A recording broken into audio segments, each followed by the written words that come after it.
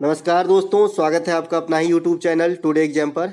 दोस्तों आज है आपका 6 मई 2023 और आज एसएससी एमटीएस का एग्जाम नहीं है। जिस दिन एग्जाम नहीं होती है उस दिन हम अपने तरफ से आपको 1 या 2 प्रैक्टिस सेट का वीडियो प्रोवाइड करा देते हैं टाइम मिलने पर, और आने वाले शिफ्ट में आपको यहाँ से क्वेश्चन देखने को मिल जाती है। आशा करते हैं कि इस वीडियो से भी आपको क्वेश्चन देखने को मिलेगी। इस वीडियो के अंतर्गत वैसे ही प्रश्न को शामिल किया जाता है जो आपके ट्रेंड में हो और जो इससे संबंधित प्रश्न पूछे गए हो और आगे पूछे जाने की संभावना हो। तो चलिए दोस्तों शुरू कर लेते हैं आज का ये वीडियो।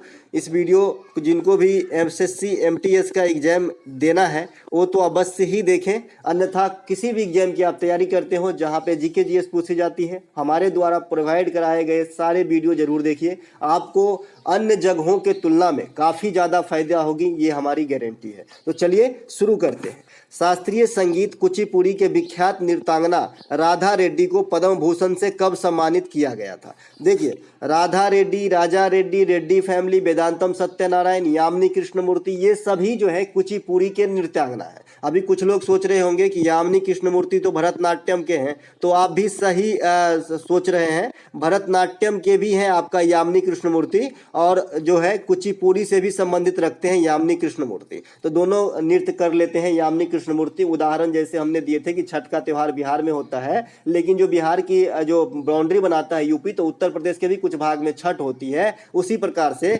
यामिनी कृष्णमूर्ति भरतनाट्यम के फेमस कैरेक्टर तो है ही, कुचिपुड़ी भी कर लेती है। तो 2000 ईस्वी में जो है आपको राधा रेड्डी को पद्म भूषण दिया गया था। आजकल जो क्लासिकल डांस से क्वेश्चन आ रहा है वो अवार्ड को रिलेट करके आ रहा है, खास करके पद्म वाला अवार्ड। ठीक है, राधा रेड्डी, राजा रेड्डी, रेड्डी फैमिली और वेदांतम सत्यनारायण ये कुचिपुड़ी से संबंधित है। साथ में यामिनी कृष्णमूर्ति को भी जोड़ लीजिएगा। यामिनी कृष्णमूर्ति भरतनाट्यम का भी है, बता दिया अभी। इसके अलावा यामिनी कृष्णमूर्ति को पद्म भूषण कब दिया गया था? 2001 ईस्वी में दिया गया था, जो भरतनाट्यम के साथ साथ कुचिपुड़ी के नृत्यांगना भी है।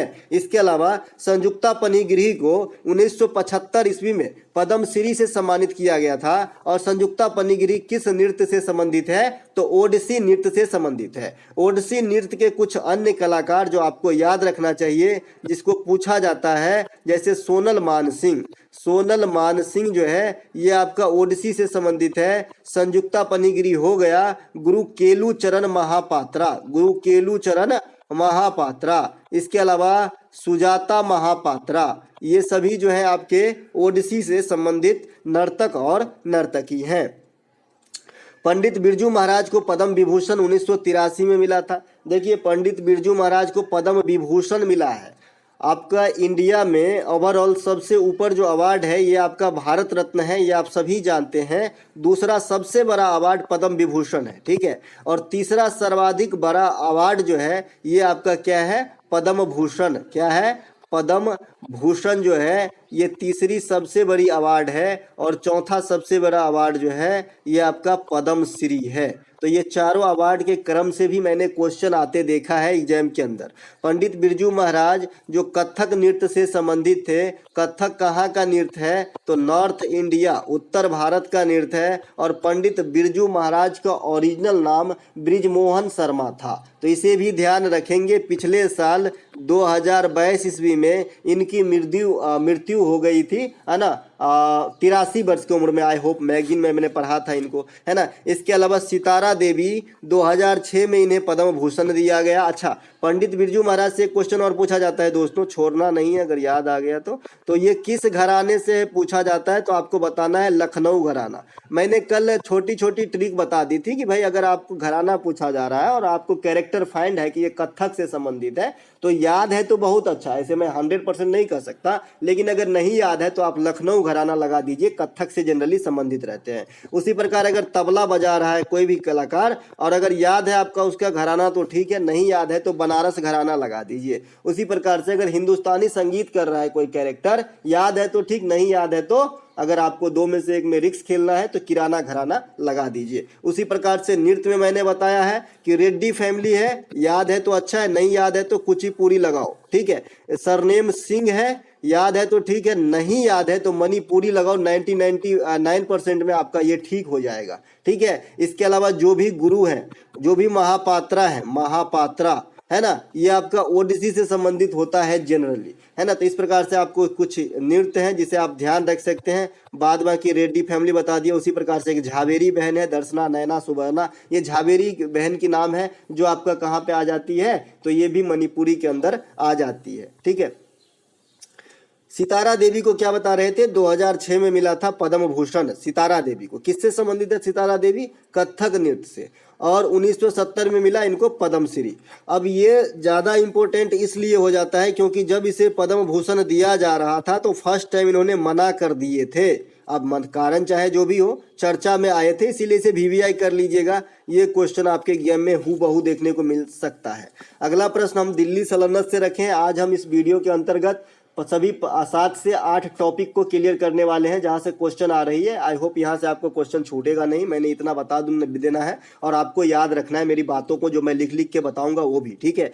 सल्तनत काल में बाजार नियंत्रण प्रणाली किसने अपनाया था। देखिए सबसे पहले सल्तनत काल जो है ये कब से कब तक चली थी, तो 1206 ईस्वी से लेके 1526 ईस्वी, जब तक पानीपत की प्रथम लड़ाई में इब्राहिम लोदी की हार नहीं हो गई, ठीक है। इस दरमियान कितने वंश ने शासन किया, 5 वंशों ने शासन किया। ये कौन कौन से थे, तो ये आपका था गुलाम तुगलक, गुलाम खिलजी, तुगलक, सैयद और लोदी। ये आपका 5 वंश थे जो दिल्ली सल्तनत पे शासन किए। इसके संस्थापक का नाम आपको जरूर याद रखना है। गुलाम वंश का कुतुबुद्दीन ऐबक, खिलजी वंश का जलालुद्दीन खिलजी, तुगलक वंश का गयासुद्दीन तुगलक, सैयद वंश का खिज्र खां और लोदी वंश का बहलोल लोदी, ठीक है। अब जो है सबसे पहले कुतुबुद्दीन ऐबक के बारे में थोड़ा सा बात कर लें। कुतुबुद्दीन ऐबक को लाख बख्श कहा जाता है। क्या कहा जाता है, लाख बख्श, लेकिन यह इसका अर्थ होता है ना, कि लाखों का दान देने वाला। कुतुबुद्दीन ऐबक कुतुब मीनार की नींव रखी थी, तो ये बात आपको ध्यान रखना है। और पूर्णतः बनाने से पहले ये जो है स्वर्ग सिधार हो गए थे, तो ये बात भी आपको ध्यान रखना है, ठीक है। इसके अलावा कुतुबुद्दीन ऐबक की मृत्यु कैसे हुई ये भी पूछा गया है। तो चौगान खेलते समय इनकी मृत्यु हो गई थी घोड़े से गिर के, तो ये भी बात आपको ध्यान रखना है कुतुबुद्दीन ऐबक के बारे में, ठीक है। इसके बाद जो गुलाम वंश के अगला शासक का नंबर है जिसे एग्जामिनर पूछते हैं, ये है इल्तुतमिश, है ना। तो इल्तुतमिश के बारे में क्या है, तो इन्होंने तुर्कान ए चिहलगानी दल का गठन किया था। तुर्कान ए चिहलगानी दल का गठन किया। इनसे जो सबसे ज्यादा क्वेश्चन पूछा जाता है, इनके पैसे जो उन्होंने कॉइन चलाया था इनसे पूछा जाता है। तो इल्तुतमिश ने 2 कॉइन चलाया था। एक तो आपका जीतल चलाया था, जीतल शीतल का भाई, और एक आपका चलाया था टका, है ना। तो जीतल जो बना था ये आपका तांबा का बना था, और टका जो बना था ये आपका चांदी अर्जेंटम का बना था, ठीक है, ये ध्यान रखेंगे। इसके अलावा गुलाम वंश में ही एक और शासक जिसको एग्जामिनर पूछ लिया करता है, ये है गयासुद्दीन बलबन। गयासुद्दीन बलबन के बारे में क्या है विशेष, तो इन्होंने नवरोज त्योहार की जो है शुरुआत की थी। नवरोज त्योहार की शुरुआत, नवरोज जो है बेसिकली पारसी धर्म का त्योहार है। देखिए पारसी धर्म के जो फेमस किताब है, ग्रंथ है, इसे भी पूछा जाता है। तो पारसियों का जो ग्रंथ होता है इसे जिंद अवेस्ता कहा जाता है, जिंद अवेस्ता कहा जाता है। तो इसे भी ध्यान रखेंगे, जिंद अवेस्ता। जैसे ईसाई धर्म के बाइबल है, इस्लाम धर्म के कुरान है, हिंदू धर्म के गीता है, उसी प्रकार से आपका जो पारसी धर्म है उसका जिंद अवेस्ता है, ठीक है। ये तो थे कुछ गुलाम वंश के। अब जो ये प्रश्न पूछा गया है वहाँ, अच्छा गुलाम वंश में एक चीज़ और छूट रहा है कि गुलाम वंश में ही रजिया हुई, जो दिल्ली सल्तनत पे या फिर भारत के जो है प्रथम महिला शासिका हुई, रजिया सुल्तान, जो इल्तुतमिश की पुत्री थी। कई बार ये भी क्वेश्चन पूछा गया है। इसके अलावा गुलाम वंश को ही ममलूक वंश कहा जाता है, ये बात भी आपको नहीं भूलना है। अब ये क्वेश्चन का आंसर देखते हैं। बाजार नियंत्रण प्रणाली जो है अलाउद्दीन खिलजी ने लागू करवाया था। अस्थाई सेना रखने की प्रथा इन्हीं के काल से जो है चालू हुई थी। अलाउद्दीन खिलजी वंश के सेकेंड शासक थे, जिसके कार्यकाल 1296 से 1316 ईस्वी तक का था। अलाउद्दीन खिलजी ने हुलिया लिखने और घोड़ा को दागने का प्रथा शुरू किया था? ये भी क्वेश्चन पूछा गया है, पता नहीं क्यों पूछते हैं ये। इसके अलावा अस्थाई सेना रखने का प्रमाण सल्तनत काल में अलाउद्दीन खिलजी से प्राप्त होती है, ये बात सही है। अलाउद्दीन खिलजी दक्षिण विजय के लिए किसे भेजा था? तो मलिक काफूर को। मलिक काफूर को 1000 दिनारी भी कहा जाता है। क्या कहा जाता है? 1000 दिनारी भी कहा जाता है, क्योंकि इसे खरीदा गया था, ठीक है, 1000 दिनार में। अगला, अलाउद्दीन खिलजी द्वारा निर्मित कुछ मतलब नक्काशी है जो आपको ध्यान रखना चाहिए, जैसे अलाई दरवाजा। कई बार पूछा जाता है अलाई दरवाजा का निर्माण किसने करवाया? तो अलाउद्दीन खिलजी। सीरी का किला है ना, ये भी अलाउद्दीन खिलजी ही बनवाया था। 1000 खंभा महल, ये भी अलाउद्दीन खिलजी ने ही बनवाया था। बाद बाकी दिल्ली सल्तनत से 2 चीज और याद रखना है। नहर निर्माण सबसे पहले किसने करवाया? तो आपका कौन? नहर निर्माण तुगलक वंश के जो है आपका गयासुद्दीन तुगलक, ठीक है। लेकिन बड़े पैमाने पे नहर निर्माण कौन करवाया? तो फिरोज तुगलक, ठीक है। ये दोनों बात जरूर ध्यान रखेंगे आप, ठीक है। बड़े पैमाने पे नहर का निर्माण किसने करवाया? फिरोज तुगलक। सिर्फ नहर निर्माण किसने करवाया? तुगलक वंश के शासक गयासुद्दीन तुगलक। ये बात सब थोड़ी बहुत जो है मोटे मोटे तौर पे आपको ध्यान रखना ही पड़ेगा। अगला प्रश्न है हमारा, किस युद्ध में अंग्रेजों ने फ्रांसीसी को हराया था? ठीक है, देखिए फ्रांसीसी और अंग्रेज के बीच में जो निर्णायक युद्ध साबित हुआ, ये आपका वाडीवास का युद्ध हुआ। वाडीवास का युद्ध जो है, बॉडीवास नहीं भाई, नहाना नहीं है यहाँ, ये वाडीवास जगह का नाम है। वाडीवास का युद्ध जो है 1760 ईस्वी में हुआ था। इसमें फ्रांसीसी सेना जो है अस्त व्यस्त हो गई, लगभग फ्रांसीसी सत्ता जो है भारत से समाप्त हो गई इस युद्ध के बाद, है ना। और अंग्रेज को जो है अकेले टांग फैला के लेटने का जो है जगह मिल गया था, क्योंकि एक जो था प्रतिद्वंदी उसे भी मार के भगा दिया, तो एक छत्र राज करने को मिल गया, है ना। इसके अलावा तराइन की जो कल पूछा गया था कि नहीं, परसों पूछा गया था कि पृथ्वीराज चौहान तृतीय ने किस युद्ध में मोहम्मद गोरी को हराया था। देखिए तराइन की 2 प्रमुख युद्ध होता तो 3 है, एगो और है, लेकिन उसको आज तक क्वेश्चन नहीं पूछा है क्योंकि वैल्यू नहीं है।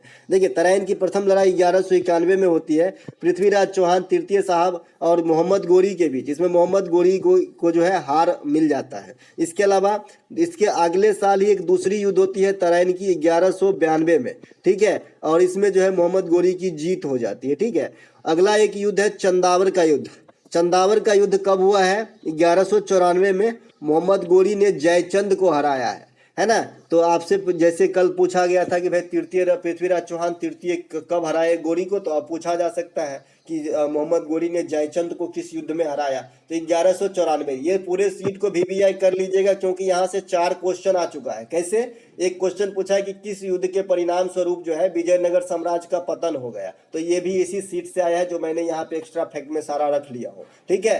तो अब देखिए यहाँ पे आपको नीचे 3 ईस्वी दिख रहा होगा, इसके आगे मैंने कुछ भी नहीं लिखा है जानबूझ के, क्योंकि अब तो अब आपको आदत हो चुकी होगी ना, अब तक तो याद हो चुकी होगी, ईस्वी देखते हुए पहचान गए होंगे कि ये क्या बोलना चाह रहा है ना। तो 1526 में पानीपत की प्रथम लड़ाई बोलना चाह रहा हूँ, और इसमें बाबर की विजय हो गई थी और इब्राहिम लोदी की हार हो गई थी, दिल्ली सल्तनत की समाप्ति हो गई थी और मुगल वंश की स्थापना हो गई थी, समझ गए। इसके अलावा 1556 में अकबर और हेमू के बीच अकबर की विजय हो गई थी। अकबर की राज्याभिषेक 13 वर्ष में कलनौर में हो गया था। अकबर के प्रारंभिक दिनों का रेजेंट बैरम खां है। कई बार ये क्वेश्चन आपने अटेंड किया होगा एग्जाम के अंदर कि अकबर के प्रारंभिक दिनों का रीजेंट कौन थे, तो बैरम खां, है ना। तो ये बात भी आपको ध्यान रखना है। इसके अलावा तीसरी ईस्वी है 1761, अहमद शाह अब्दाली और मराठों के बीच पानीपत की 3rd लड़ाई होती है। इसमें अहमद शाह अब्दाली की विजय हो जाती है ना। इसके अलावा नीचे आपको जो है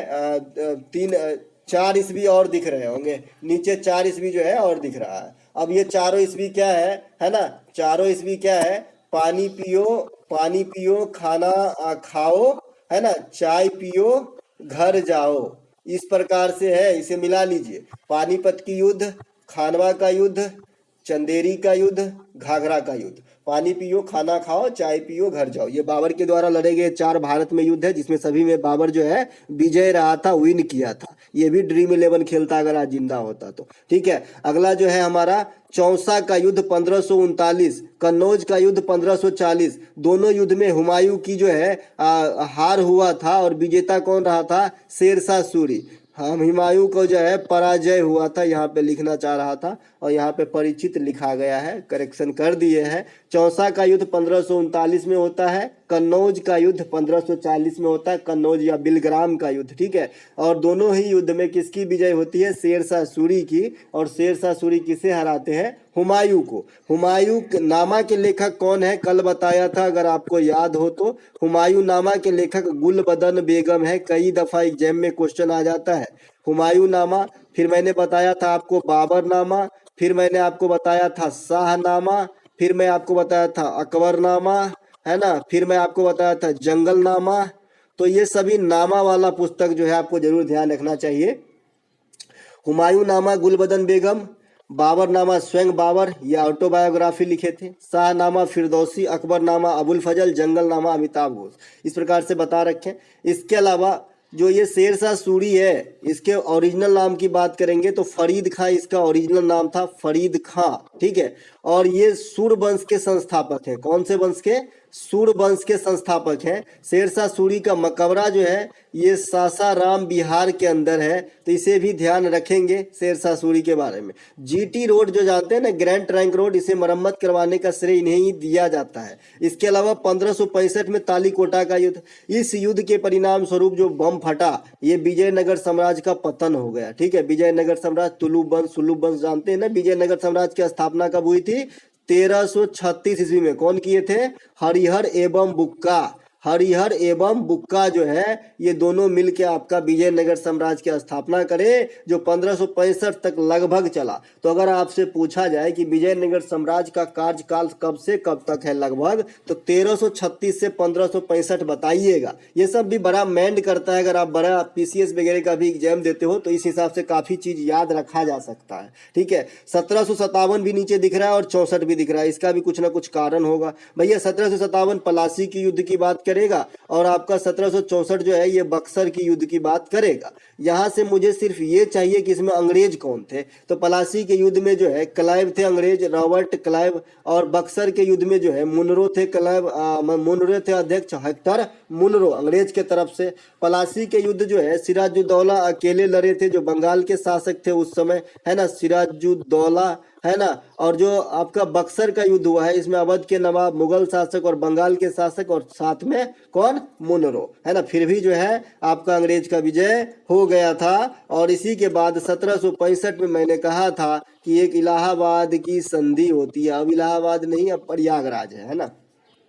इसके अलावा अगला जो हमारा प्रश्न है, निम्नलिखित में से संविधान का कौन सा भाग राज्यों से संबंधित है? देखिए, संविधान के लेके 1 से लेके भाग 10 तक आपको जरूर याद होना चाहिए। उसके बाद अंतिम के 4 जरूर याद होना चाहिए, क्योंकि आज तक यहीं से क्वेश्चन को आते मैंने देखा है। दोस्तों 13-14 साल से मैं इस फील्ड में हूँ, जनरल कंपटीशन के फील्ड में, इसीलिए जो ये बोल देता हूँ कि ये देखा है, मतलब देखा है ना। तो संविधान में जो आपका भाग, किस भाग में जो है राज्य से संबंधित है, द स्टेट से संबंधित है आपका, द स्टेट्स, है ना। तो ये आपका संबंधित है ना, भाग 6। भाग 6 में स्टेटों की चर्चा है, आपका सभी राज्यों की चर्चा की गई है। अब भाग 6 जो है ये कहां से कहां तक के आर्टिकल को डिफाइन करता है? तो ये आपका आर्टिकल 152 से लेके 237 के बीच में जो है भाग 6 के सभी तथ्यों को शामिल किया गया है। अब इस बीच में देखिए ना, आपका हाई कोर्ट वगैरह भी आ जाएगा, क्योंकि ये राज्य के अंतर्गत आते हैं। तो बताइए हाई कोर्ट का आर्टिकल क्या है? तो बताएंगे आप 214 है। आ गया ना 152 से लेके 237 में। इसमें राज्यपाल का पोस्ट भी आ जाएगा। बताइए राज्यपाल का पोस्ट क्या है? 153 है। तो इसी प्रकार से जो राज्यों के तथ्य हैं ये आपको 152 से लेके 237 के मध्य में देखने को मिलेगा, ठीक है। इसके बीच में एक इम्पोर्टेंट आर्टिकल छुपा है, जरा ध्यान रखेंगे, 243। ये 243 ग्राम व्यवस्था से संबंधित है। यूं कहे तो ग्राम पंचायत और नगर नियोजन दोनों के मिलोजुली बात इसमें रखी गई है, क्योंकि एक आर्टिकल नहीं है ये। 243 के FGH इस प्रकार से वहां तक जाता है ये, ठीक है। तो इसे विस्तृत अध्ययन की बात है, मोटे तौर पे बता दिया। ये ग्राम पंचायत से भी संबंधित है। आपके मन में आ रहा होगा कि आर्टिकल 40 है, तो आर्टिकल 40 भी है ग्राम पंचायत से, ठीक है, आप सही सोच रहे हो। इसके अलावा भाग 5 इससे पहले 6 से पहले 5 आएगा, है ना। तो इस जो है ये आपका 52 से लेकर 151 तक। याद रखने की तरीके आप देख लीजिए। कीजिए, एक जैसे ही आप आएंगे ना तो आपको याद तुरंत हो जाएगा भाग 6 के सभी आर्टिकल। और अगर आप किस भाग में क्या है अगर याद कर लिए, देखिए दोस्तों मैंने आर्टिकल पे पीडीएफ भी दे दिया हूँ पूरा इसी तरीके से लिख के देख लीजिएगा, ठीक है। जो आर्टिकल में अगर आपको ये चीज याद है कि किस भाग में क्या है तो आप आराम से छांट सकते हो। जैसे मुझे एक हेडिंग मिल गया कि जो हाई कोर्ट है वो किस अनुच्छेद के तहत रिट जारी करता है। अब मैं यहाँ थोड़ी खोजूंगा कि भाई 52 से लेकर 151 के बीच में तो होगा ही नहीं, क्योंकि ये संघ की बात है ना, इसमें संघ है, तो मुझे इसमें कहाँ से मिलेगा। हाई कोर्ट तो राज्य का चीज है, तो मुझे अगला भाग यानी 152 से 237 के बीच जो है उसी को छांटना होगा। तो बहुत सारे चीज आप पकड़ भी सकते हैं अगर आपको पता है कि किस भाग में क्या है और ये भाग कहाँ से कहाँ तक आर्टिकल को रन कराते हैं, ठीक है। तो देखिए भाग 5 जो है गला खराब है दोस्तों, 5 जो है ये 52 से 151 तक में है।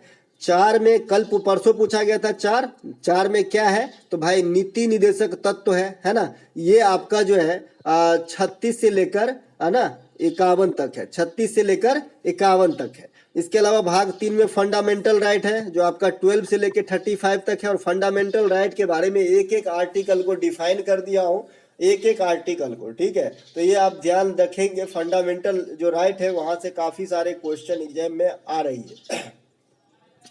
इसके अलावा भाग 2 जो है पार्ट 2, इसमें आपको नागरिकता है, सिटीजनशिप है, ये 5 से लेकर 11 तक के बीच में वर्णित है और एक में तो आप सभी जानते हैं। इसके अलावा संविधान में कुल कितने पार्ट हैं तो 22 पार्ट हैं जो 25 पार्ट्स यानी 25 पार्ट्स में जो है विभक्त है। आपको पहले भी बताया हूं कि ऑप्शन में जब भी भाग पूछेगा तो वैसे ही दिया रहेगा, क्योंकि ये सब पार्ट हो गया। जैसे 4 का ए हमने क्रिएट किया तो ये क्या है, ये सब पार्ट है, सब पार्ट है, ठीक है, पार्ट का एक ब्रांच। तथा 12 अनुसूचियां हैं, ये बात भी आपको ध्यान रखना है ना। अनुसूचियां कितनी है 12, भाग कितने हैं 22। आर्टिकल अगर आज के डेट में आपसे पूछे तो 440 445 से जो भी ऊपर ऑप्शन रहे उसे मार दीजिएगा। 7वीं अनुसूची में तीनों सूची है, जैसे संघ राज्य समवर्ती सूची है ना। इसके अलावा 8वीं अनुसूची में क्या है 22 गो भाषा को अटैच किया गया है। एक बार क्वेश्चन पूछा गया है कि साहित्य अकादमी पुरस्कार कितने भाषा में दिया जाता है, तो आपको बता दूं कि इस 8वीं अनुसूची में जो भाषा शामिल है इसमें भी दिया जाता है साहित्य अकादमी, साथ ही साथ राजस्थानी भाषा में दिया जाता है और इंग्लिश भाषा में दिया जाता है। इस प्रकार से अगर आप कैलकुलेट करेंगे तो 24 विभिन्न लैंग्वेज में जो है आपका साहित्य अकादमी पुरस्कार का वितरण किया जाता है, ये भी आपको ध्यान रखना चाहिए, ठीक है। साहित्य अकादमी पुरस्कार इंपोर्टेंट पुरस्कार होता है खास करके एसएससी के एग्जाम के लिहाज से, ठीक है। और इस बार का जो आपका हिंदी में मिला है साहित्य अकादमी पुरस्कार, ये बद्री नारायण को मिला है। क्या किसको मिला है, बद्री नारायण को मिला है। और अंग्रेजी में अनुराधा राय को मिला है। तो दोनों बात आपको ध्यान रखना है ना। अंग्रेजी में राय को मिला है, लेडीज है ये, और हिंदी में बद्री नारायण को मिले हैं, पुरुष है ये। बद्री नारायण को जो मिला है तुमड़ी के शब्द के लिए मिला है, तो ये बात भी ध्यान रखना है। और अनुराधा राय को जो मिला है, इन्होंने एक पुस्तक लिखा है जिसका नाम है all lives we never live, मतलब हम सभी प्रकार की जिंदगी नहीं जी सकते, इस प्रकार का हिंदी आएगा। इस पुस्तक की लेखिका है, इसीलिए इन्हें साहित्य अकादमी चुना गया है इस बार का, ठीक है, अंग्रेजी के अंदर। और ये कितने भाषा में मिलता है 24 भाषा में। हिंदी में किसे दिया गया बद्री नारायण को। ये सभी बातों को समझते हुए आगे निकल जाते हैं अगले प्रश्न की तरफ। कितना मिनट हो गया भाई, थोड़ा फास्ट चलूं, थोड़ा फास्ट चलता हूं। चलिए, पराश्रव्य तरंग की आवृत्ति कितनी होती है तो पराश्रव्य देखिए सरंग तरंग जो आपका आवृत्ति है, जो आपका तरंग है, ये जनरली 3 प्रकार की होती है। एक तो होती है अबश्रव्य तरंग, अबश्रव्य तरंग, एक होता है आपका श्रव्य तरंग और एक होता है आपका पराश्रव्य तरंग, ठीक है। आपको मैं ये सब क्यों समझा रहा हूँ, इसलिए समझा रहा हूँ कि याद नहीं रखना पड़े, समझ डेवलप करो, याद बहुत कम चीज रखना पड़ता है, ठीक है। देखिए अब श्रव्य तरंग जो है ये 20 हर्ज से जो भी कम की ध्वनि है, यानी 19 हर्ज 18 हर्ज, ये सब क्या है अब श्रव्य है ना। श्रव्य का सीमा क्या है 20 हर्ज से लेकर 20,000 हर्ज तक की जो भी ध्वनि है इसे श्रव्य ध्वनि कहा जाता है। और यही ध्वनि हम लोग सुनते हैं, हम लोग जो है सुनने का काम करते हैं। कौन सा ध्वनि तो श्रव्य ध्वनि। आपसे पूछा जा सकता है कि इंसान किस ध्वनि को सुनते हैं तो श्रव्य ध्वनि को। अब जो ये प्राश्रव्य ध्वनि है, जो ये क्वेश्चन है, ये आपका 20,000 हर्ज से अधिक है, तो इसको कौन सुनता है तो इसको चमगादड़ सुनता है। कौन, चमगादड़, कुत्ता और छोटे छोटे कीड़े मकोड़े भी सुनते हैं, ठीक है। देखिए हम कौन सा ध्वनि सुन रहे थे, तो हम सुन रहे थे श्रव्य ध्वनि। तो महात्मा की दूगो कौन छूट गया था, तो एगो अवश्रव्य जो 20 हर्ट्ज से कम होता है, और एगो पराश्रव्य जो 20,000 हर्ट्ज से भी अधिक होता है। तो इन दोनों प्रकार के ध्वनि को कुत्ता चमगादड़ सुन सकता है, इंसान नहीं सुन सकता है। ठीक है। और ध्वनि की जो ये आवृत्ति है किस में मापते हैं, तो हर्ट्ज में मापते हैं। ये भी क्वेश्चन आते मैंने देखा है। इसके अलावा मनुष्य जो है श्रव्य ध्वनि को सुनता है, बता दिया। परावैंगनिक किरणों से हमारी रक्षा कौन करता है दादा, ओजोन परत। ओजोन का सूत्र भाई O3 होता है, इसे ध्यान रखेंगे। इसके अलावा प्रतिवर्ष 16 सितंबर को जो है ओजोन संरक्षण दिवस के रूप में मनाया जाता है, तो इसे भी ध्यान रखेंगे। ओजोन परत को क्षति जो है क्लोरीन या फिर क्लोरोफ्लोरोकार्बन के द्वारा पहुंचता है, CFC गैस के द्वारा पहुंचता है। और या क्लोरीन ऑप्शन में रहेगा तो क्लोरीनो राइट आंसर हो जाएगा। ठीक है। अच्छा, ओजोन परत का गैरफायदा भी है, लेकिन वो जितना फायदा है उसके मामले में एकदम नगण्य जो है हानि पहुंचाता है। ये चांदी के चमक को कम कर देता है ओजोन गैस, तो इसे भी ध्यान रखेंगे, है ना। इसके अलावा पंथी लोक नृत्य किस राज्य से संबंधित है। देखिए पंथी लोक नृत्य जो है ये छत्तीसगढ़ राज्य से संबंधित है। राउत नाचा, कर्मा, सुआ, है ना, सुआ, राउत नाचा, कर्मा, सैला, फाग, सरहुल, ये सभी छत्तीसगढ़ राज्य से संबंधित। पंडवानी, पंडवानी, पंडवानी, तीजन बाई का नाम सुने आप, तीजन बाई, तीजन बाई, ये जो है पंडवानी की प्रमुख गायिका है तीजन बाई। ठीक है। तो तीजन बाई पंडवानी हो गया, सुआ हो गया, राउत नाचा, कर्मा, सैला, ये इस प्रकार से कुछ सैला। ठीक है। फाग, सरहुल, ये सभी छत्तीसगढ़ के जो है लोक नृत्य के या फिर लोक गायकी के फॉर्म है। ठीक है। इसके अलावा जो सरहुल है ये छत्तीसगढ़ प्लस झारखंड दोनों में होता है, लेकिन झारखंड में विशेष रूप से होता है, तो इसे आप झारखंड के लेकर याद रखेंगे। इसके अलावा घूमर, गनगौर, परिहारी, गीदर, कलबेलिया, कठपुतली, ये राजस्थान के जो है फोक डांस है या फिर गायकी का जो है मतलब त्योहार है। जैसे गनगौर जो है ये सब त्योहार है। ठीक है। ये त्योहार है और इस त्योहार के मौके पे घूमर डांस किया जाता है। ठीक है। तो जो भी है ये राजस्थान से संबंधित है। कौन कौन सा, घूमर हो गया, गनगौर हो गया, गनगौर, है ना, पनिहारी हो गया, गीदर नाच हो गया, कलबेलिया सपेरों का नृत्य हो गया। इसमें पूछा गया था ना कि सपेरों के द्वारा की जाने वाली नृत्य, तो कलबेलिया है। कठपुतली हो गया, दिल चुरा लिया है, मैंने तुमसे प्यार करके वाला गीत में शायद यही गीत है ना, है ना। कठपुतली वाला जो है ना, मैं कई बार ये पिक्चर देखने की यूट्यूब से कोशिश करता हूँ, लेकिन फ्री में अवेलेबल नहीं है। पहेली, है ना, किसी ने बताया था लेकिन मिला नहीं। एक नृत्य है यहाँ पे कर्मा, झूमर, जट जटिन, छऊ, सरहुल, ये झारखंड से संबंधित है। सरहुल के बारे में बताया, छत्तीसगढ़ से भी संबंधित है। उसी प्रकार से ये जो जट जटिन है ये बिहार में भी आपको देखने को मिलेगा, बिहार के अंदर भी देखने को मिलेगा। उसी प्रकार से जो ये छऊ है ये ओडिशा के अंदर भी आपको देखने को मिलेगा और पश्चिम बंगाल के अंदर भी देखने को मिलेगा। तो दोनों बात ध्यान रखेंगे। कुछ ऐसे नृत्य है, कुछ ऐसे चीज है जो एक से अधिक जगह, एक से अधिक स्टेट में मिलती है। ठीक है। गरबा, डांडिया, रासलीला, ये सब गुजरात में मिल जाता है। मुखौटा नृत्य, मोपिन त्योहार परसों पूछा गया था। सालुंग उत्सव, ये सभी अरुणाचल प्रदेश से संबंधित है। अरुणाचल प्रदेश के अंदर एक और ऐड कर लीजिएगा, लोसार। लोसार जो है अरुणाचल के प्रदेश के साथ साथ लद्दाख में भी होता है। अरुणाचल प्रदेश लद्दाख के साथ साथ हिमाचल प्रदेश में भी होता है लोसार। और एक होता है आपका लोसांग। लोसांग आपका सिक्किम के अंदर होता है। सांग सौ रहेगा तो सिक्किम वाला, और लोसार है ना, लोसांग सिक्किम, है ना, लोसारा लद्दाख, अरुणाचल प्रदेश, हिमाचल प्रदेश। कीर्तन यात्रा, कीर्तन यात्रा काठी, पश्चिम बंगाल। अब देखिए खाली यात्रा रहेगा तो पश्चिम बंगाल, और इसी में धनु यात्रा रहेगा तो धनु यात्रा रहेगा तो ओडिशा। जगन्नाथ रथ यात्रा रहेगा तो ओडिशा। ठीक है। जगन्नाथ रथ यात्रा रहेगा तो ओडिशा। मेदराम यात्रा रहेगा तो तेलंगाना। मेदराम यात्रा रहेगा तो तेलंगाना। तो लैंग्वेज बदलने से आंसर बदल जाएगा। इसके अलावा यक्षगान, यादगार लिखा गया है ना, जुलूम करेगा भाई। यक्षगान, करगा, कुनिता, ये सब कर्नाटक से संबंधित है। ठीक है। निम्नलिखित में से कौन सा एक नगदी फसल का उदाहरण है। देखिए कई बार आपको नगदी फसल, रबी फसल, जायद फसल, खरीफ फसल, जैसे उस दिन बाजरा की फसल से संबंधित प्रश्न आ गए थे, इसीलिए मैंने यहाँ पे रख लिया है। देखिए नगदी फसल का क्या क्या उदाहरण है। जैसे गन्ना हो गया, तिलहन के जो भी उत्पाद हैं जैसे सरसों, राई, जो भी है, सोयाबीन, रबर, जो भी फल है जो तुरंत खराब नहीं होता है, या फिर सब्जियां में काफी हद तक, ये सब नगदी फसल के उदाहरण है। सभी सब्जी नहीं है, ये ध्यान रखिएगा। कुछ सब्जी को छोड़ के नगदी फसल में भी कुछ सब्जी आते हैं, कुछ नहीं भी आते, लेकिन मोटे मोटे तौर पे आपको गन्ना, तिलहन, सोयाबीन, रबर, है ना, ये सब को जरूर ध्यान रखना, ये नगदी फसल के अंतर्गत आ जाता है।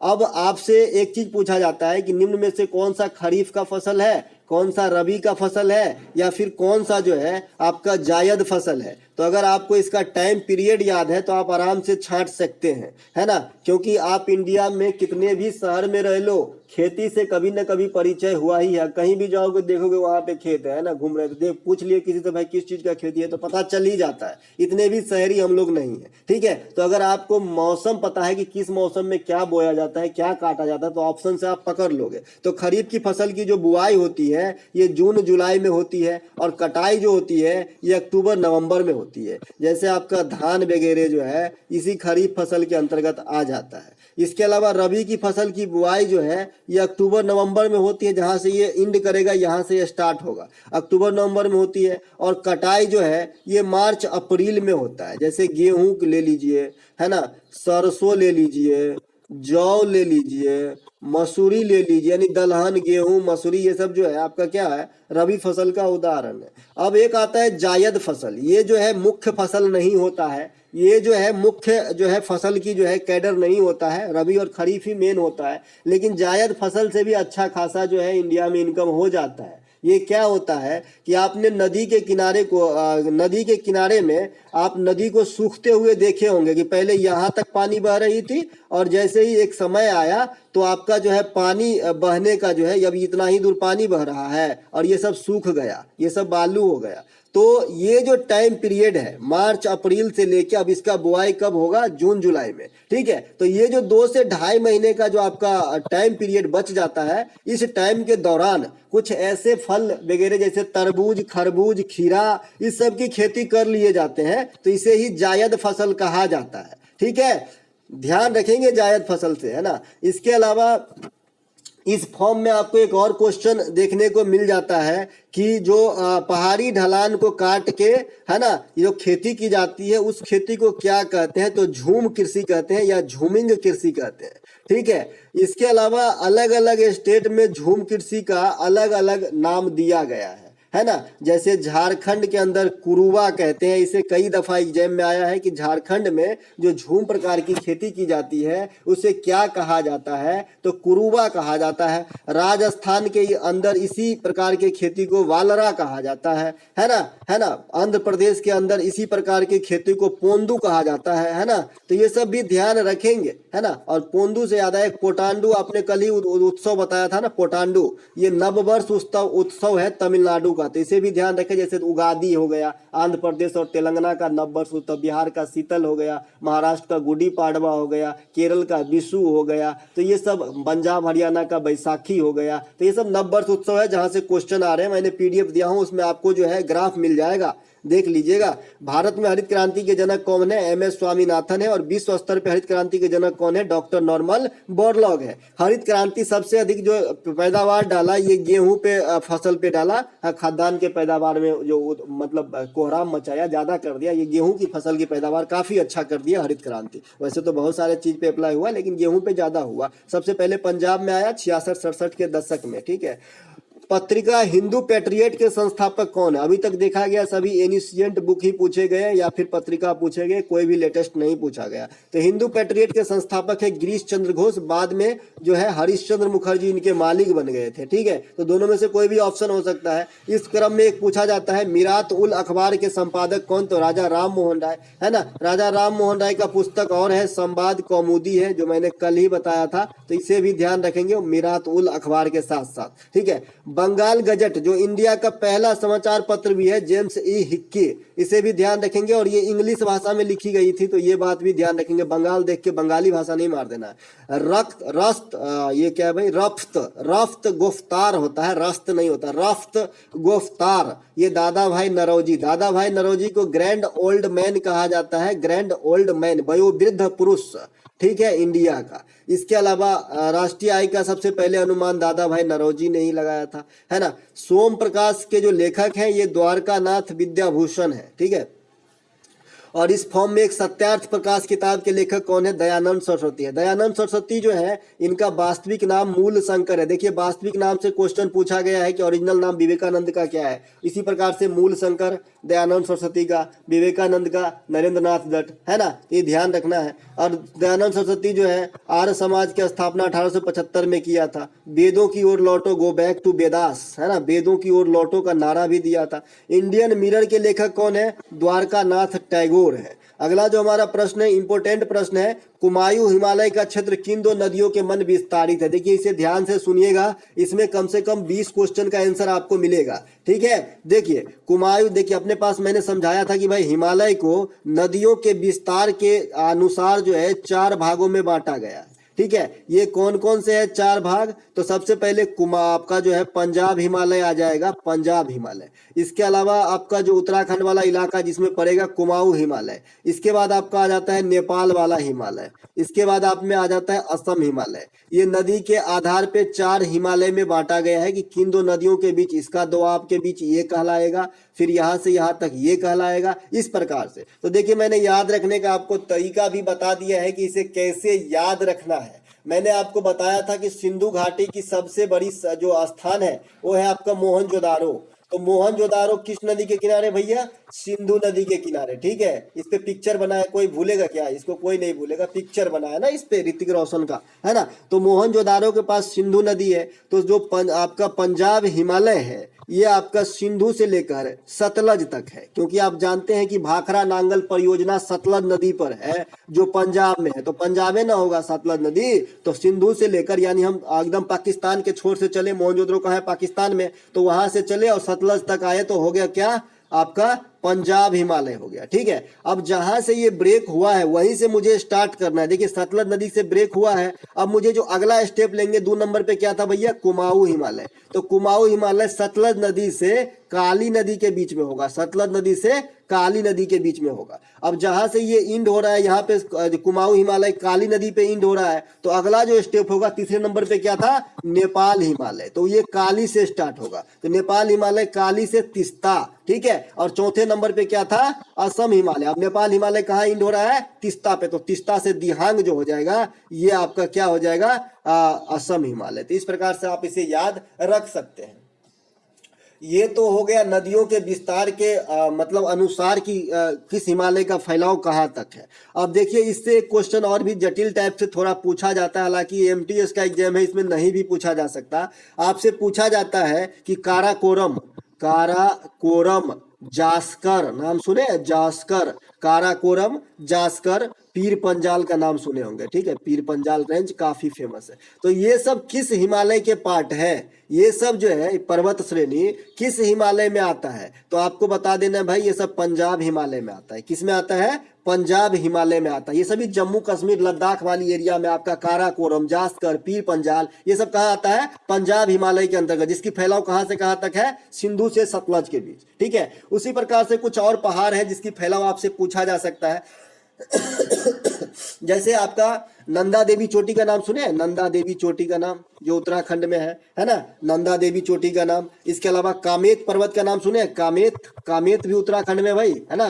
तो ये दोनों आपका हो जाएगा कुमाऊं हिमालय, है ना। इसी प्रकार से आपने नामचा बरवा का नाम सुना होगा, नामचा बरवा, नामचा बरवा का नाम सुने? नामचा बरवा। तो नामचा बरवा जो पर्वत चोटी है ये आपका हो जाएगा किस में? ये आ जाएगा आपका असम हिमालय में। ठीक है, तो इस प्रकार से आपको ध्यान रखना है। और नेपाल हिमालय में ही दुनिया की सबसे ऊंची चोटी आपका है कौन? Mount Everest. जो एवरेस्ट आप देख रहे हैं ये आपका किस में है? नेपाल हिमालय के अंदर, नेपाल के अंदर है। ठीक है, और जो भारत के कंचनजंगा है सिक्किम के अंदर, ये भी आपका नेपाल हिमालय में ही आ जाता है। तो ये कुछ पर्वत श्रेणी और कहां से कहां तक नदियों की फैलाव को किस हिमालय के नाम से जानते हैं और इसके बीच में कौन कौन से चोटी आते हैं आपको बताया। एक और चीज याद रखना है, जो अरावली पर्वत की सबसे ऊंची चोटी है, ये कई बार एग्जाम में आ गया है, तो इसका नाम गुरु शिखर है। क्या है? गुरु शिखर चोटी है। तो ये बात भी ध्यान रखना है। इसके अलावा नीचे एक और पॉइंट है कि हिमालय किस पर्वत का उदाहरण है? तो बता दीजिएगा, नवीन बलित पर्वत का उदाहरण है, न्यू फोल्डेड माउंटेन, है ना। इसके अलावा सर्वाधिक ऊंची चोटी माउंट एवरेस्ट है और माउंट एवरेस्ट को नेपाल में सागर माथा कहा जाता है। और एक क्वेश्चन तो मैं ये भी देखा हूं कि माउंट एवरेस्ट का नाम माउंट एवरेस्ट क्यों पड़ा? तो बताइएगा कि भारत का एक महान सर्वेक्षक सर जॉर्ज एवरेस्ट के नाम पर, जॉर्ज एवरेस्ट, इसके नाम पे माउंट एवरेस्ट का नाम माउंट एवरेस्ट रखा गया है। ठीक है, इसी प्रकार से एक क्वेश्चन और पूछा गया है कि जो रेड क्लिफ रेखा है, जो रेड क्लिफ रेखा है भारत और पाकिस्तान के बीच, तो ये किसके नाम पे रखा गया है? तो sir Cyril red Cliff, sir Cyril red Cliff के नाम पे जो है आपका रेड क्लिफ रेखा है, जो भारत और पाकिस्तान के बीच सीमा को तय करता है। भारत और पाकिस्तान के बीच सीमा तय करने के लिए 24th पैरेलल लाइन भी है, लेकिन पाकू इसे नहीं मानता, यानी पाकिस्तान इसे नहीं मानता है। अगला प्रश्न, बी दोरा स्वामी अयंगर का संबंध किस वाद्य यंत्र से है? तो बीना से है। देखिए, जो नॉर्मल वाद्य यंत्र से मिलता जुलता कैरेक्टर है वो तो मैं आपको पहले ही बता चुका हूं, पन्नालाल घोष, पन्नालाल घोष है ना, हरिप्रसाद चौरसिया, बांसुरी, ये जो भी छोटे छोटे हैं, छोटे छोटे क्या मतलब एकदम फेमस है और बहुत बार पूछा गया है, ये आपसे अभी कम पूछा जा रहा है। ऐसा पूछा जा रहा है जो एकदम मतलब भीड़ में घुसा हुआ हो, उस पर कोई ध्यान नहीं दे रहा हो, एग्जामिनर एक के बार उठा लेता है। आइए सर, आइए, आपका नंबर आ गया, आइए आइए, है ना। तो रहमान खान, गोपाल दास, ये सब पखावज बजाते थे भैया। असद अली खान, सादिक अली खान, ये दोनों ही रुद्र बीना बजाते हैं। असद अली खान, सादिक अली खान। देखिए, मेरा ये मानना है कि जो भी उस्ताद है, ज्यादातर उस्ताद है, सबका नाम एकदम मिलता जुलता होता है, इसमें कंफ्यूजन ज्यादा रहता है, इसीलिए उस्ताद से ही पूछते हैं। जैसे देखिए, असद अली खान, सादिक अली खान, अली खान ठीक है, असद और सादिक में थोड़ा सा फर्क है। अगर थोड़ा सा भी दिमाग का एको वायर एनी से नहीं हो गया ना तो गलती ये हो जाएगा, तो इसे थोड़ा ध्यान से पढ़िएगा। आसिफ अली खान, वजीर खान, पंडित राम नारायण, ये सारंगी बजाते थे। पंडित शिव कुमार शर्मा भजन सुपारी, राहुल शर्मा संतूर प्ले करते हैं। ये बहुत अच्छा है कि जो भी शर्मा साहब है ये आपका जो है संतूर बजाते हैं, दोनों पिताजी और पुत्र हैं। और भजन सुपारी ये भी संतूर बजाते हैं, इसमें कम कैरेक्टर है, अच्छा है याद रखने के लिए। अमजद अली खान, अली अकबर खान, मुकेश शर्मा, बुद्धसेन दास गुप्ता सरोद, है ना। एल सुब्रमण्यम को भी पूछा गया है। अभी कन्नाकुड़ी वैद्यनाथम बाकी है। ये दोनों बायलिन बजाते हैं। क्या बजाते हैं? बायलिन बजाते हैं, तो इसे भी ध्यान रखेंगे। एम सुब्रमण्यम और कन्नाकुड़ी वैद्यनाथम ये जो है आपका क्या बजाते हैं? तो बायलिन बजाते हैं, तो इसे जरूर ध्यान रखेंगे, है ना। इसके अलावा अगला जो हमारा, अच्छा यहाँ पे कुछ और बता दें आपको तो ज़्यादा अच्छा रहेगा, क्योंकि CHSL में क्वेश्चन आया था तो यहाँ भी आ सकता है। पहले भी मैंने बताया है, एक तो आपका सुशीर वाद्य यंत्र होता है ना, एक आपका तंत्री वाद्य यंत्र होता है, एक आपका घन वाद्य यंत्र होता है। 3 प्रकार के वाद्य यंत्र होते हैं। तो जो भी सुशीर वाद्य यंत्र होते हैं उसे हवा के फूंक से बजाया जाता है, हवा के फूंक से बजाया जाता है। जैसे बांसुरी हो गया, जो मुंह से बजाते हैं ना, ऐसे बैंजो, जो दोस्ती पिक्चर में बजा उसे बैंजो ही कहते हैं दोस्त, है ना। तो ये भी आपका हवा के फूंक से ही बजता है, शहनाई वगैरह ही बजता है। तो ये सब सुशीर वाद्य यंत्र में हो जाएगा। तंत्री वाद्य यंत्र क्या है? जो आपके तार के कंपन से बजते हैं, ऐसे रेसिए चाहे उंगली से हिलाइए ये तार को तो आवाज निकलेगा, इसे तंत्री वाद्य यंत्र कहते हैं। जैसे सारंगी, बीना, वायलिन, गिटार, ये सब तंत्री वाद्य यंत्र है। और घन वाद्य यंत्र क्या होता है कि जिसको ठोक के बजाया जाता है, जैसे मजीरा, करताल, झैल, ये सब जो है आपका घन वाद्य यंत्र है। आई होप आप तीनों प्रकार के वाद्य यंत्र को आप पकड़ लोगे एग्जाम के अंदर। अच्छा, एक और पूछा गया था कि अलगोजा क्या है? अलगोजा, है ना। तो ये मैं बाद में बता दूंगा, नहीं तो यहाँ पे तंत्री, सुशीर और घन में कंफ्यूजन पैदा हो जाएगी। ठीक है, अगला जो एक प्रश्न है यहाँ पे, प्रसिद्ध पारसी त्योहार नवरोज की शुरुआत का श्रेय किसे दिया जाता है? नवरोज अभी मैंने बताया बलबन ने चलवाया था। ग्यासुद्दीन जो है बलबन, ग्यासुद्दीन के नाम से 2 शासक हुए सल्तनत पे, एक तो बलबन हुआ ग्यासुद्दीन बलबन, और एक ग्यासुद्दीन तुगलक हुए जो तुगलक वंश के संस्थापक है। रौ एवं लख्त की नीति को अपनाने वाला शासक कौन हुए? बलबन। नवरोज त्योहार चलाया बलबन। बलबन ने एक अलग सैन्य विभाग का निर्माण करवाया था जिसका नाम है दीवाने अर्ज। एक तो दीवाने अर्ज पूछा जाता है, एक दीवान एक कोही पूछा जाता है। इतना वर्ड सेम रहेगा, सिर्फ यहाँ पे जोड़ा जाएगा कोही। ये आपका कृषि विभाग से संबंधित है, इसको चलवाया था मोहम्मद बिन तुगलक ने। ठीक है, तो इसे भी ध्यान रखेंगे। इसके अलावा तुगलक वंश के संस्थापक ग्यासुद्दीन तुगलक, इसलिए यहाँ पे लिखना जरूरी समझा क्योंकि इसका भी नाम ग्यासुद्दीन बलबन ही है, लेकिन एग्जामिनर खाली बलबन ही लिखता है। टका और जीतल चलाए थे इल्तुतमिश, बता दिया। तुर्कान चिलगानी दल की स्थापना। कुतुब मीनार का निर्माण कार्य कौन पूर्ण करवाया? इल्तुतमिश ने पूर्ण करवाया, तो ये बात भी ध्यान रखना है। जनगणना 2011 के अनुसार सबसे कम जनसंख्या घनत्व किस केंद्र शासित प्रदेश की है? देखिए, केंद्र शासित प्रदेश से ही अब जनगणना से क्वेश्चन आया है। जितने भी कितने 12 शिफ्ट में, सॉरी 9 शिफ्ट में एग्जाम हुए, सभी 9 शिफ्ट में यूटी से ही क्वेश्चन आया है जनगणना के अनुसार। खाली एक दिन छोड़ दिया जाए तो एक दिन पूछा गया था कि जनगणना 2011 के अनुसार जनसंख्या मतलब जनसंख्या के दृष्टिकोण से उत्तर प्रदेश का स्थान क्या है, तो पहला स्थान था। ठीक है, मतलब उत्तर प्रदेश में सबसे अधिक है, तो एक दिन छोड़ दिया जाए बाद बाकी 8 शिफ्ट में आपको केंद्र शासित प्रदेश से देखने को मिला है। तो जो क्वेश्चन अब तक नहीं पूछे गए हैं यूटी से, वो क्वेश्चन मैं यहाँ पे रख लिया हूँ कि जनगणना 2011 के अनुसार सबसे कम जनसंख्या घनत्व किस यूटी का है। तो अंडमान निकोबार में सबसे कम जनसंख्या डेंसिटी है 46। ठीक है, सबसे अधिक जनसंख्या डेंसिटी केंद्र शासित प्रदेश में दिल्ली का है, और देश में भी केंद्र शासित प्रदेश और राज्य सबको मिला दिया जाए फिर भी दिल्ली का ही है 11,320, और बिहार का राज्यों में सबसे ज्यादा जनसंख्या घनत्व है। ठीक है, इसके अलावा केंद्र शासित प्रदेश में सर्वाधिक लिंगानुपात पुदुचेरी का है, और वैसे जो स्टेट में है वो केरला का है। इसके अलावा जनसंख्या से कुछ तथ्य, जैसे लिंगानुपात आपको याद रखना है 943, और आपका जनसंख्या घनत्व डेंसिटी 382, लिटरेसी रेट 74 है ना। तो इस प्रकार से आपको कुछ ध्यान रखना है। तो दोस्तों ये थे आज के हमारे द्वारा प्रैक्टिस सेट का सुझाया गया वीडियो। अगर अच्छा लगा हो तो लाइक कर लीजिएगा। मिलेंगे एक नए वीडियो में, तब तक के लिए जय हिंद। और पीडीएफ आपको हमारे टेलीग्राम चैनल टुडे एग्जाम पे मिलेगी, वो भी निःशुल्क। तो टुडे एग्जाम चैनल को ज्वाइन करना बिल्कुल ना भूलिएगा। डिस्क्रिप्शन में लिंक भी है, या फिर डायरेक्ट सर्च करके भी आप ऐड हो सकते हैं।